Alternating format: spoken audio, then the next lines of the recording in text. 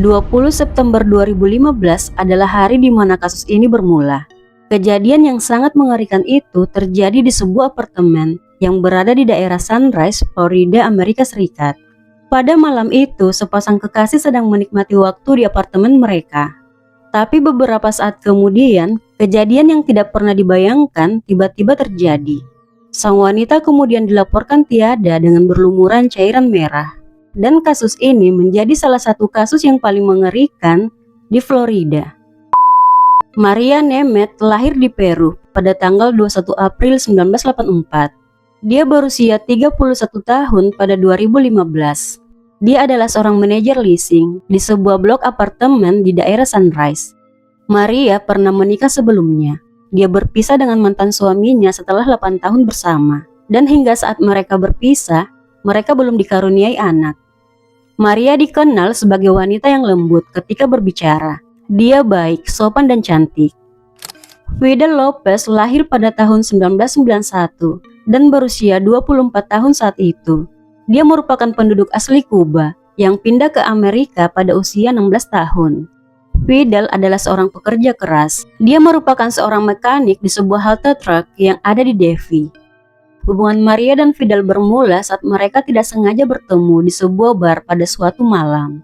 Dari situ mereka mulai menjalin komunikasi. Dan ketika mereka merasa cocok dan nyaman satu sama lain, mereka akhirnya memutuskan untuk berpacaran. Menurut Fidel, Maria adalah cintanya yang sempurna. Maria dan Fidel adalah pasangan yang saling mencintai. Mereka tinggal bersama di apartemen yang baru mereka sewa sekitar 1 mingguan. Di apartemen tersebut mereka masih belum memiliki banyak perabot karena mereka masih terbilang baru tinggal di sana. Bisa kita lihat sebagai meja mereka hanya menggunakan 2 kardus. Meski dengan kesederhanaan itu hubungan mereka terjalin serius. Mereka telah berbicara tentang pernikahan dan ingin membangun sebuah keluarga bersama. Dan saat itu hubungan mereka sudah terjalin sekitar 1 tahun 2 bulan. Namun semua kebahagiaan dan rencana masa depan mereka tiba-tiba kandas pada malam 20 September 2015. Pada malam itu sebenarnya semua aktivitas berjalan seperti biasa. Setelah Fidel pulang kerja, Maria memasakkan makan malam untuk Fidel. Dan setelah mereka makan, mereka mengunjungi ibu Fidel di Miami sebelum minum di restoran terdekat.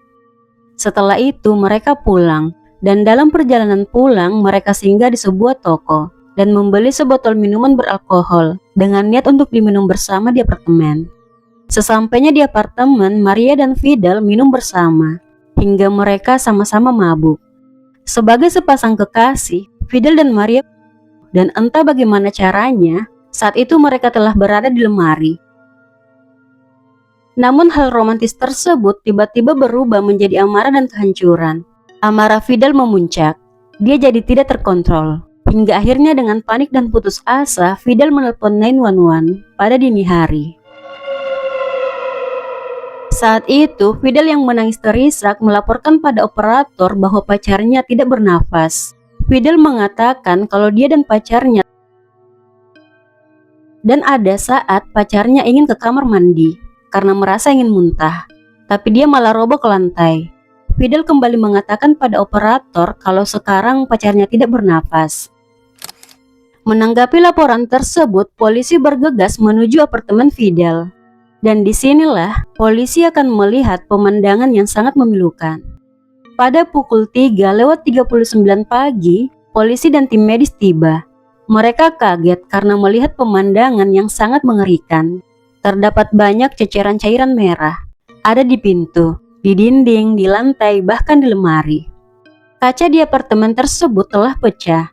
Dan juga terlihat sesuatu seperti di lantai. Ketika polisi dan tim medis masih tercengang melihat kondisi apartemen Fidel, fokus mereka tiba-tiba terbuyarkan oleh suara isak tangis yang bersumber dari dalam kamar mandi. Di saat polisi ke kamar mandi, mereka menemukan Fidel sedang menangis di sekitar tubuh Maria yang tanpa busana, yang terbaring di atas lantai kamar mandi yang banyak genangan cairan merahnya. Fidel meminta tolong untuk mengecek kondisi pacarnya. Dan dengan segera tim medis mencoba memberikan bantuan pada Maria. Namun Maria Nemeth tidak bisa diselamatkan lagi.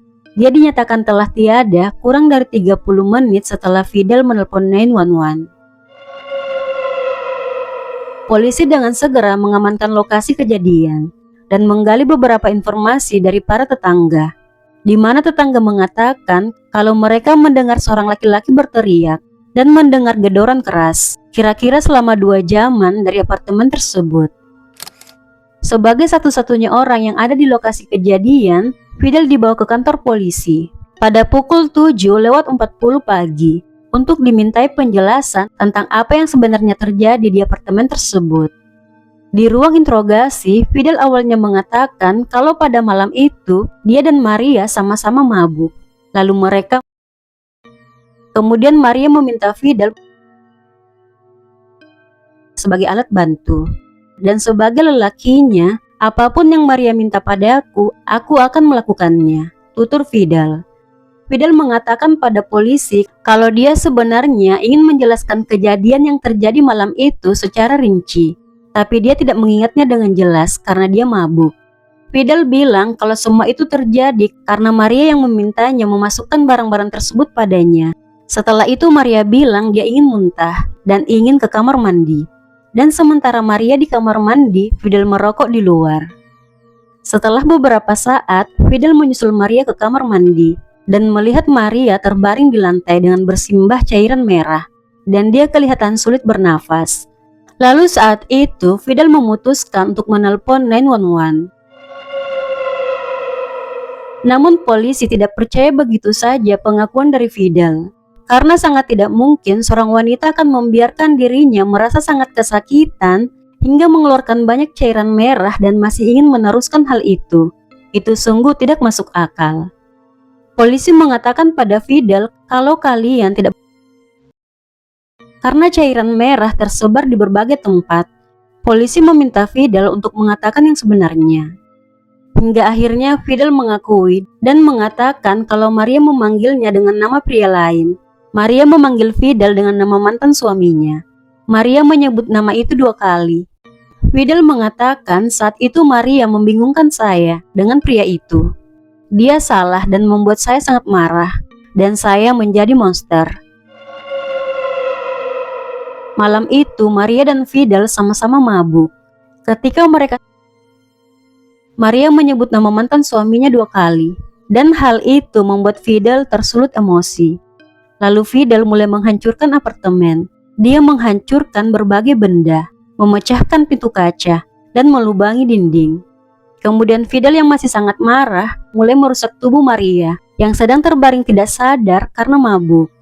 Fidel mulai memasukkan hingga Maria mengeluarkan banyak cairan merah. Fidel yang sangat marah terus merusak tubuh Maria juga ikut rusak. Fidel mengaku pada polisi kalau dia juga telah mengeluarkan yang dia masukkan, dan saat itu Maria tidak pernah sadar lagi. Melihat hal tersebut, Fidel panik.